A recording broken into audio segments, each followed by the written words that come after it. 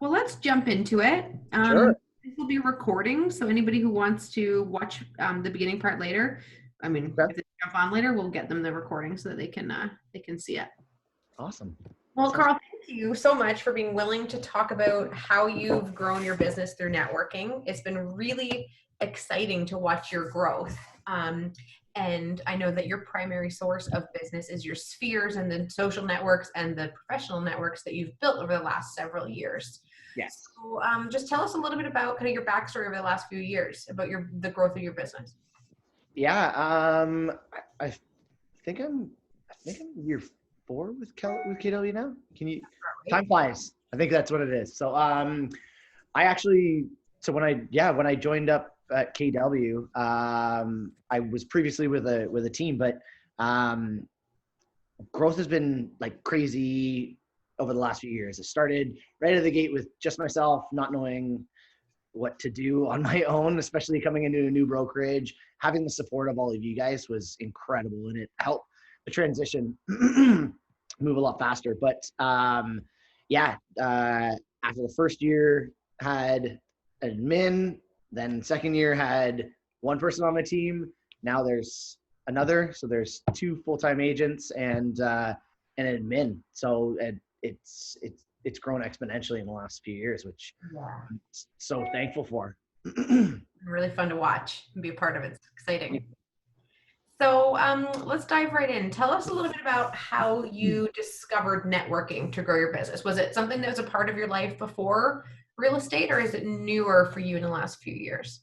I think I think we all, especially in this business and really just in life, relationships and networking is is just what we do, right? It's about who you know and making sure that you're never burning any bridges. But when it comes to like specific like groups of networking and things like that, I first got involved. The first thing I joined was the chamber, the Oakville Chamber of Commerce, and the only reason why I joined that was because I was helping a friend out. I was like, just finished university, and he's like, "Hey, like we're gonna be joining the Chamber of Commerce," and I was like, "What? Like, what's that?" And he's like, "It's basically like a community of business owners and like small to large businesses." And he's like, "You just go out and meet a bunch of people and shake hands." And being the rookie that I was, I thought, the first thing that you do is you just go in and you like start tossing out your business cards, and that's how you're going to get business. And I quickly realized that that's not the case, that you really do have to invest, time and effort into building those relationships with people and not just always be talking about business. But that's really how I started, just after the university. Because I was helping them out, I got involved in the chamber, but then I hadn't done anything with the chamber until I got really back into real estate. And I joined Oakville, Burlington, and Hamilton, and I just immersed myself in the community and did everything that I could to give back. And I went in with the mindset of like giving first and trying to help everybody. Like whenever I was at a networking event and meeting somebody, it's all about, what do you do and how can I connect you with people? And that I think has really kind of taken off, and why I've grown. It's just, you go in with that mindset of just being genuine and trying to help others. And then, it may not be an overnight success story, but in the long run, 4 years in and it's done pretty good. So. Yeah. So you said that you learned really quickly that it's not just about handing somebody your business card. Yeah. Learn that lesson. You know what? I think it was more so just the reactions that people would give you. Like you could tell, like you pass a card and they'd be like, "Oh yeah, this is what I do," and they'd be like, kind of give you that look, like, and I was like, "Man, that doesn't feel genuine at all." And so, like, you just, yeah. Again, I talked to one of the guys at the Oakville Chamber. His name's Shane. He's one of the better networkers I think around, and he kind of just pulled me aside. He's like, "Okay, here, let's grab a coffee and I'll kind of show you the ropes of how this whole thing works." A mentor for networking. Yeah, exactly. Your mentor, networking Sherpa. Yeah, basically. Awesome. Is that your phone that's beeping, my friend? No. Okay, I'm gonna mute everybody. I'm gonna say, y'all just mute right here. I'm gonna have to charge you $25. The old phone is on silent. I know better than that. No, I charge you. So you were kind of pushed, dragged into the Oakville Chamber. Fair enough to say. Sure. Yeah. That wasn't necessarily like you didn't go seek that out. That kind of found you, right? Yes. So how have you discovered, how have you made the decision of what other networking groups or what other kind of communities that you've wanted to get involved in? How have you picked those groups? I do want to jump in and put a plug first for Penny because, and I can see that she's on. Basically the icing on the cake for me was I was a member of the Burlington Chamber as well, and I was on the cusp of trying, and I had never met Penny before, even though she's been like a past chair at the Burlington Chamber and like everything like that. She's been immersed in it forever. But I think I was talking to Tamara, and Tamara was like, well, if you want to, like, if you're looking at Keller Williams, you got to talk to Penny. And we sat in, there was an event at the Holiday Inn, and we sat like in the bar area. And basically that was like the icing on the cake. I think I talked to her for a while, but in the first like 2 minutes, I was like, okay, Keller Williams is where I'm going to be at. So it's not just, you know, direct business and whatnot, but it's building relationships. And Penny was the one that actually, like, right in that moment, I was like, hey, I don't even need to think about anybody else. I'm just doing the KW. So That's awesome. She says in the chat box, she says, thanks, Karl. I remember the day. that's great. That's awesome. I love that. I remember it like it was yesterday. So how have you picked, so you're part of the Oakville Chamber, you're part of the Burlington Chamber, and you're involved with some other groups that aren't necessarily professional networking groups, but other kind of communities where you've been really intentional about building your networks and your sphere. How do you know, if you're considering joining a specific group, like what's the criteria for you? We talked a little bit about this, you and I, the other day. Yeah, so kind of what you had mentioned in the, you know, networking to grow your business, not cold calling, things like that. Like the reason why I did these things is I love human interaction, and I'm not like, it's awkward for me to cold call and to door knock, and it's just not something that I enjoy doing. So if I don't enjoy doing something, then I'm going to procrastinate and not do it. And that was why I joined the chamber. I'm doing every networking group or whatever it is that I join. I want to get in and get involved and be 100% confident that I can contribute and make a difference. And that's why I went this route. But in terms of your question, the two chambers I physically went out and got involved in, and it was through that other doors opened up to me, that, you know, people realize that, you know, I'm a young professional, I'm involved in the community, and more so than just the chambers. I'm getting active in a lot of the events that people throughout the chamber are hosting and things like that. So I'm now the co-chair for the Mary Ann Mead Ward Mayor's Millennial Committee.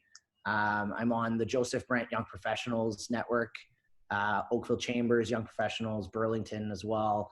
And those ones were actually, they came to me just by, you know, being immersed in the chambers and being in the community for the last 3 or 4 years. And, you know, that's, you know, I've just been fortunate to have that come my way, and they're higher profile, say networking groups, if you will.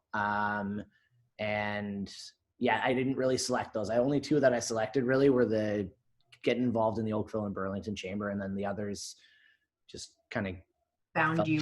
Yeah, fell in my lap. So if I were to come to you, or somebody were to come to you and say, hey, Karl, I've got this group, I've got this, you know, thing I'm putting together, this committee, whatever it might be, how do you kind of decide if it makes sense for you to be a part of that or not? For me now, or are you thinking about just anybody who's looking to join a group? Well, I mean, anybody who's thinking about it, let's teach them what you think now versus what you would have thought in the beginning, because you've learned some stuff. You've probably joined some groups that maybe weren't the right fit or weren't part of your, you know, progress. Yeah, I think like anything, and I don't like using the word failure, but misalignment. You know, pardon me? Misalignment. Yeah, or mistakes that you learn from. But there's been a handful of networking groups that I've been invited to and joined, and then over a little bit of time, you just like, it just doesn't vibe well with what I'm, just me and just the people and all that kind of stuff. So you do have to do a little trial and error. But the biggest thing that I say is if it feels good in your gut, give it a shot and kind of play it out, because again, no matter what, you're going to meet some new and interesting people, and whether or not you become really close with everybody or just even one, like that's my mindset is when I go into a networking setting, I just go, okay, if I can meet one or two like cool people and build a relationship that way, that's all that I can ask for. So it doesn't, but again, if you're part of a group, if you're thinking about it, I say give it a shot, give it a try, and then see kind of how you want to take it from there. So I'll tick that question off my list. I was going to ask you what, when you show up at an event or you show up to one of your committee meetings, whatever it may be, what is your goal from your business mind? Obviously you're there to support the community that you decided to become a part of, but from a business mind, like what's going through your head as you're at an event? How are you intentional in that event? I'm not even really thinking about my business, to be honest. I'm going out there to meet some new and interesting people. People always will. You're in a networking setting, they're always going to ask what you do. But as a realtor, being like one of so many, the first thing people hear, I can't tell you how many times it's happened, but you tell them that you're real estate and they're like, oh gosh, another realtor. I'm not selling my house. It's like, so I go in with the purpose of just getting to genuinely get to know people. Sometimes I hate to say it, I even forget my business cards and I don't even bring them in, and I just collect business cards from other people, and then I do the follow-up. Some would say that's actually a really good strategy to conveniently forget your business cards. Yeah, it's true. You have to take somebody else's that you're in charge of the follow-up, right? Yeah, exactly. And that's what I prefer is being in control of that follow-up. And again, asking how you can help that other person. It's reciprocity. It's, you can help somebody out. Your chances are they're going to do whatever they can to help you. So what I'm hearing from you so far in terms of like making sure the community you're picking is the one for you, and that your intentions behind it are pure, is that you really need to make sure that, for everybody listening, that they pick a community that they actually desire to be a part of. They're not just going solely for the business element. Is that kind of what I'm hearing from you? There's more to it than that. Yeah, there is definitely more to it. Some people will do it just because of the business aspect, because they maybe work for a large firm and they have to be around, and but for me, growing up in Oakville, living in Burlington, like those are the two communities that I love and are near and dear to my heart. So I go in with a very genuine and purposeful approach to it. Awesome. I love that. I think that's probably received really well. Your intentions being wholesome and not solely to be the guy who shows up and say, I'm here to sell your house or whatever. That probably translates really nicely. Yeah. And it's really cool because there's like a kind of changing of the guard, if you will. It's like maybe in second year into Keller Williams, just being more involved again in those chambers and being in the community. People kind of gravitate to you as like a comfort zone. Like if you're in a networking setting, people will approach me in that kind of, it's awesome. It's a really nice feeling to have, but you're walking into a room and kind of people are gravitating to you to try to help them. Like I don't have to necessarily go in and really push hard. You really do form, good family of people. So it's cool. Awesome. Love that. Can I ask a favor of you? Sure. What's up? My high eye friend, can you stay leaning a little bit forward? Every time you go back, you get real dark. We can't see your view. Really? I can't stay in one place. It's hard to see. I'll try my best. Okay. I blur myself out so no one can see me. All right. Before we move on to my next questions, Tar has a question for us. This is an awesome question. Karl, do you find more value in physical networking groups, i.e. the chamber, or Facebook groups? Have you done a lot of social networking? I don't think I really have done any Facebook groups. Like I'm part of a couple, like Burlington Dads and things like that, but I've never actually networked this way. I think you, for the people that know me on here, like I'm such a social person, so I need to be in front of people, and this is killing me. Yeah, that's Like why this isolation. cameras on right now so you can see faces and be connected. This isolation sucks because like yeah, for me, like I'm a hugger, handshake. For me it's just reading people's emotions and reactions and stuff, and I kind of feed off that. So in terms of physical networking, it's just That's been your thing. it's all about I'm all for it. There is a huge opportunity in the social networking side of networking, but it seems like that's kind of not where you focused your efforts. Yeah, not that I wouldn't, I just haven't. I think given this pandemic, I feel that going this route is it's going to be kind of more of a game changer for a lot of businesses. Like everybody's doing Zoom conferences, and I was talking to a client the other day. It's like, how's this changing your business? And I just said, I was like, people are going to be more efficient. Like you don't necessarily need to go and have that coffee meeting in Mississauga with somebody. You can maybe have a Zoom meeting and be way more efficient and go about your day. Like there are tons of times where I've had to like have a meeting for coffee in Mississauga, but then I have to fire out to Hamilton to show a place, and I'm like right on the timeline. And I think efficiency. So I'm definitely going to look into more of those Facebook communities or Facebook groups or networking online, but I haven't done it to date. Mm-hmm. All right, cool. Thank you for your question, Tar. That's awesome. Yeah, thank you very much. Let's kind of move into the other side of things. How do you create structure around your networking? Like you're a part of a lot of groups, you got a lot of communities you're involved in. First question in that regard, how do you create a boundary around that? How does that not take up your whole life being a part of all those groups? It does take up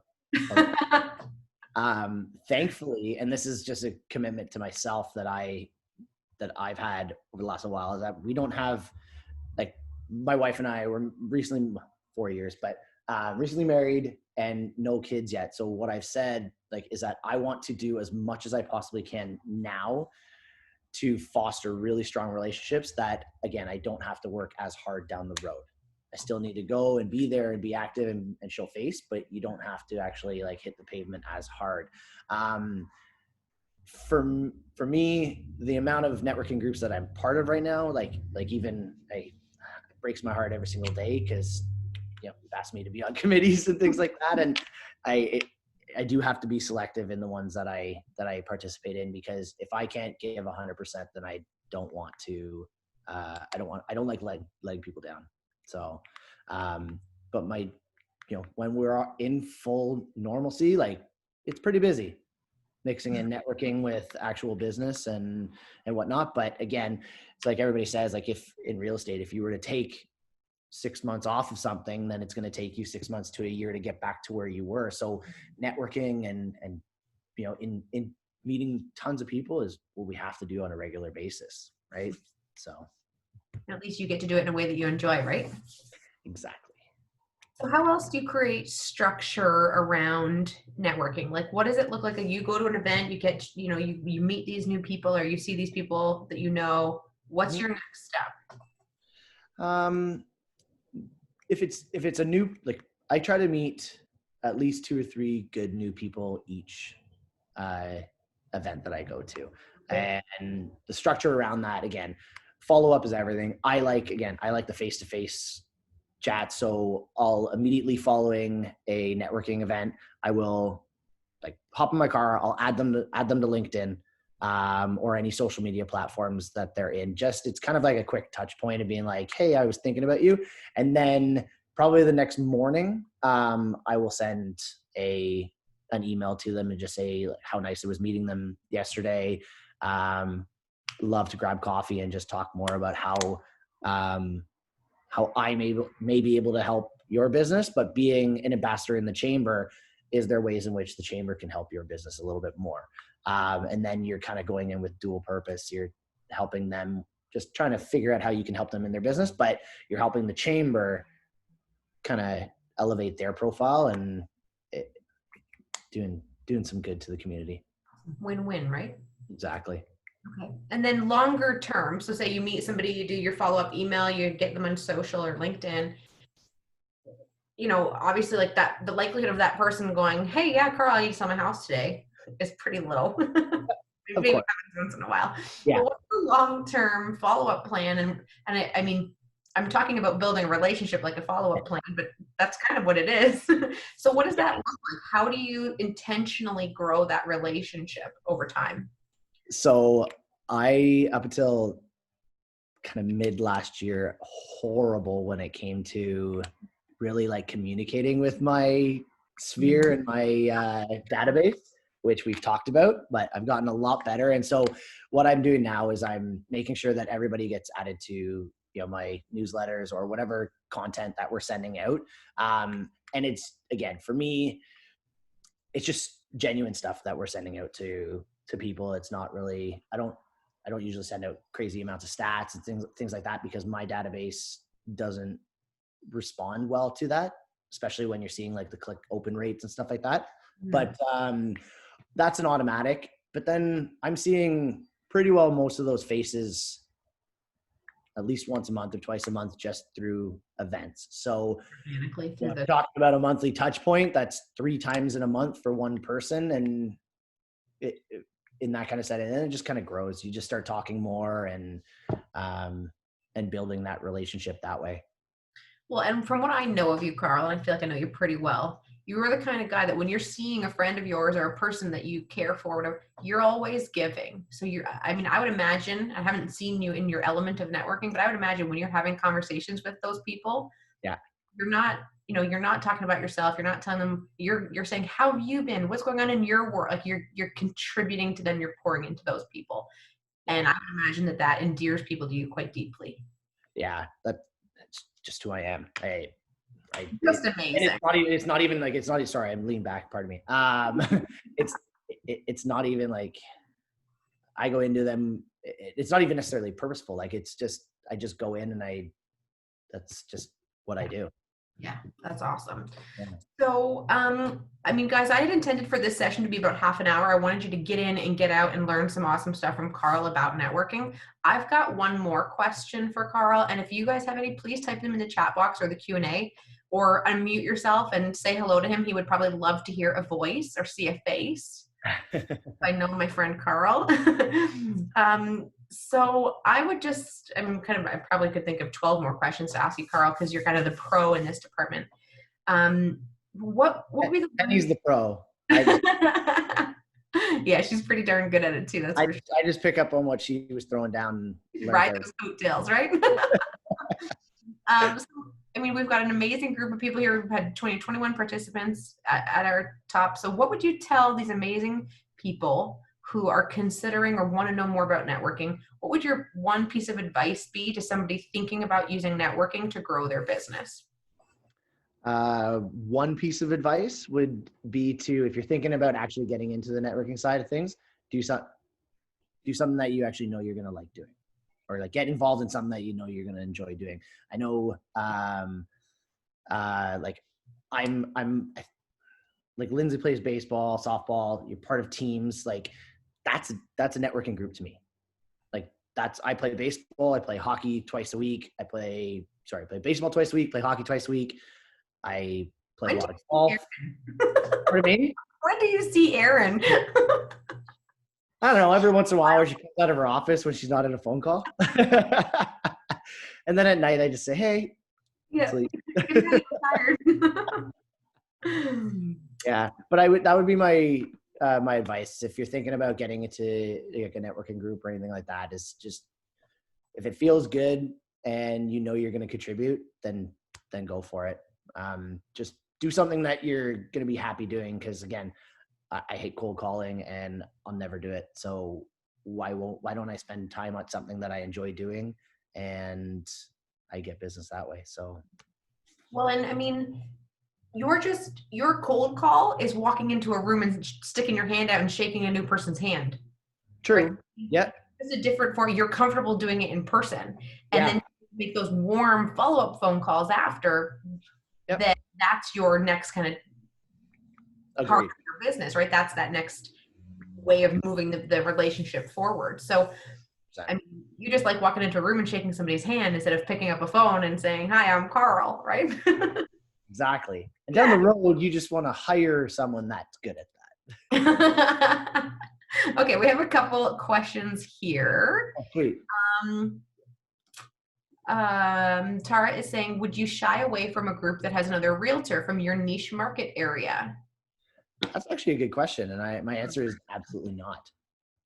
The reason being is that I feel that anybody who's on this call right now, a client is going to work with me or with you.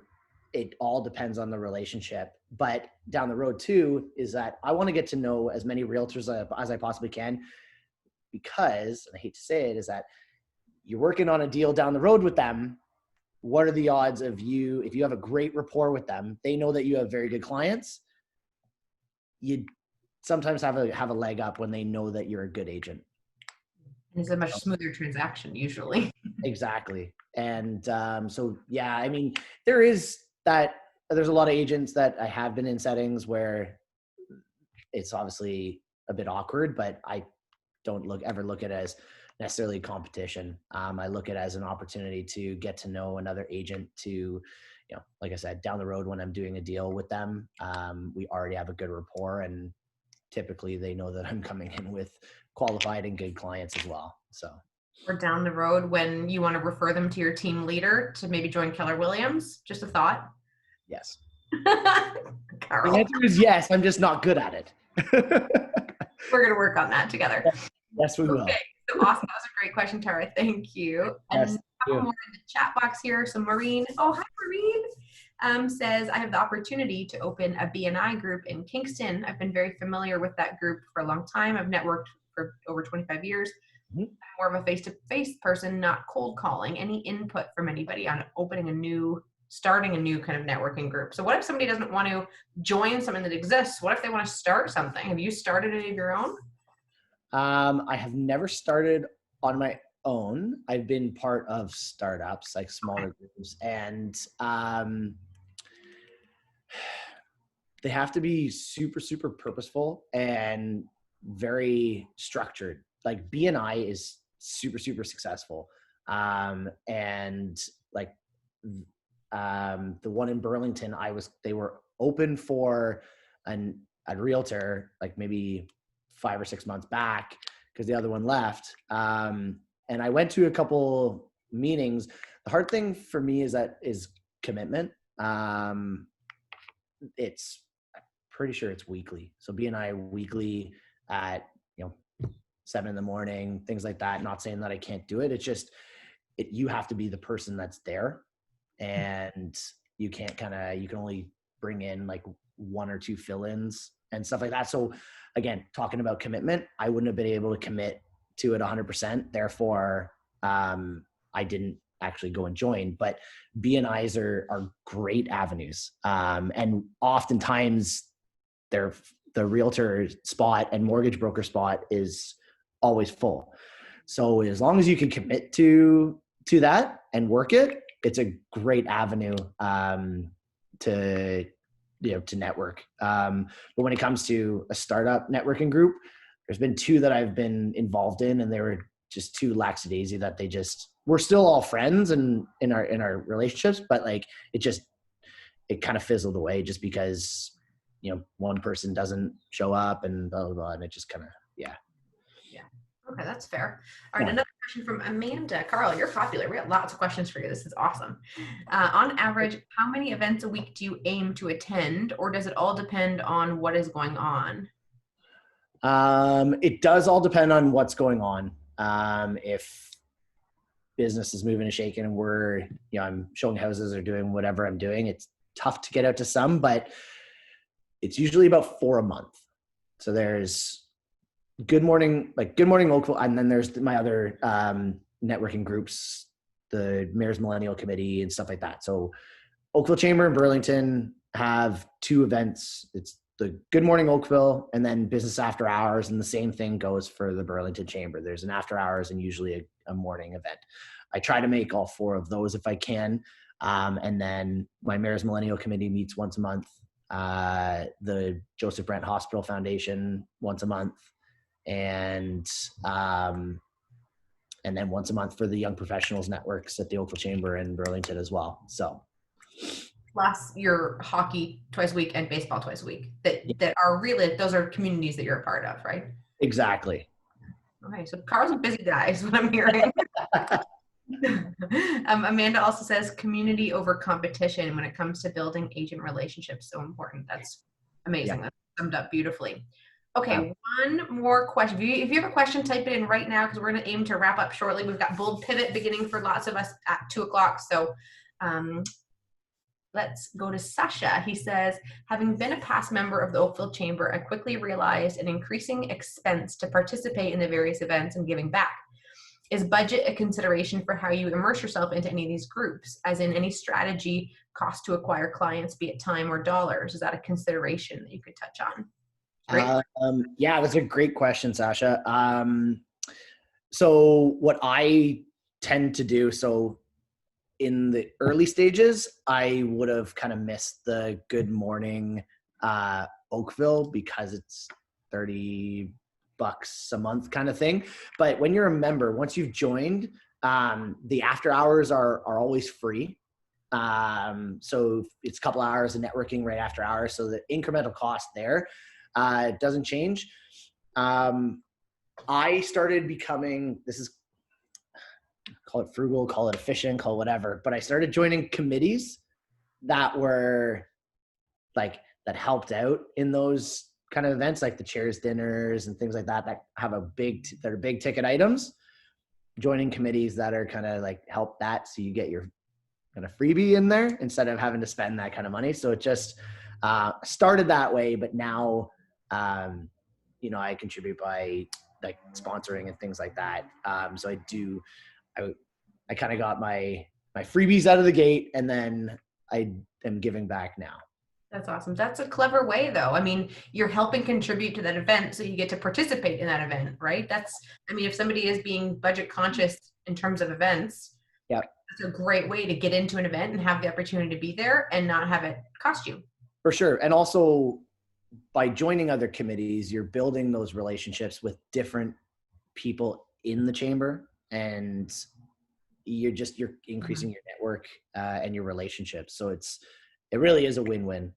Yeah, absolutely. So I kind of summarized the first section about really picking a group that you know that you want to be a part of, and that because if you want to do it, you'll go do it.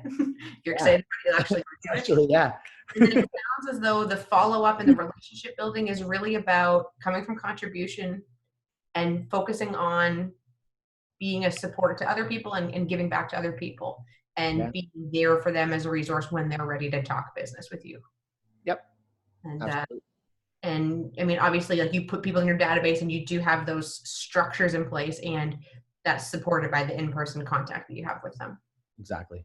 Awesome. Very cool. Very cool. Well, gang, I see no more questions here. Of course, Karl, is in our office. I'm sure he'd be happy if you have a question one-on-one to reach out to him. There's 3 under the bus there. Sorry, buddy. Always happy. Inundated. But I want to thank everybody who has been with us today for this session. Guys, if you could do me a favor, I bet you would make Karl's soul really feel good if you turned